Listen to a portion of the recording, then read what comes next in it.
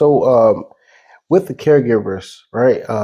Just from your perspective, what are some early signs they can look for potential mental health concerns in an aging loved one? But depression, you're going to find that a lot of people, even at home, when you look at a certain age group, you're going to realize that it's about that time when you start seeing people that you lose your friends, you lose your acquaintances, you lose some of your independence. Oftentimes, families kind of spread apart a little bit, and they don't have the accessibility to do that, and you lose touch with some of your family.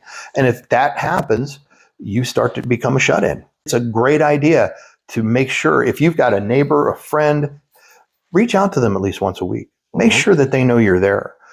Make sure you talk with them and just kind of, even if it's 5 minutes, maybe invite them to dinner once in a while if they're your neighbor and they don't have somebody else and they're home every night, invite them over. Right.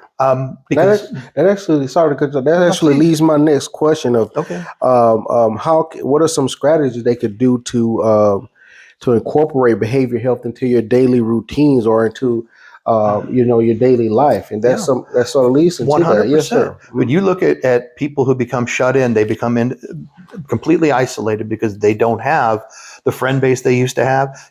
Maybe you used to, and I'm just going to throw. What if they go golfing on a regular basis with friends and they lose some of those friends? Now they don't have the group they used to have. Right. So now, do you go golfing by yourself or do you stay home? That's a decision you have to make. Same thing. Anything like that.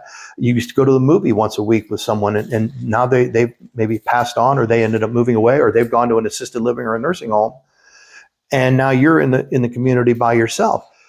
How do you bridge that gap? What do you do?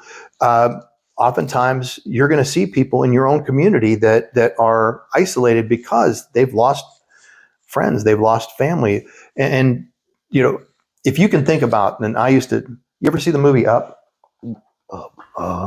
It's a cartoon movie with Edward Asner. Ed Asner is the guy, and they have the balloons and they go, okay? So I used to make some of my team watch that because Up is about two people met in grade school, and they ended up going through high school. They ended up getting married.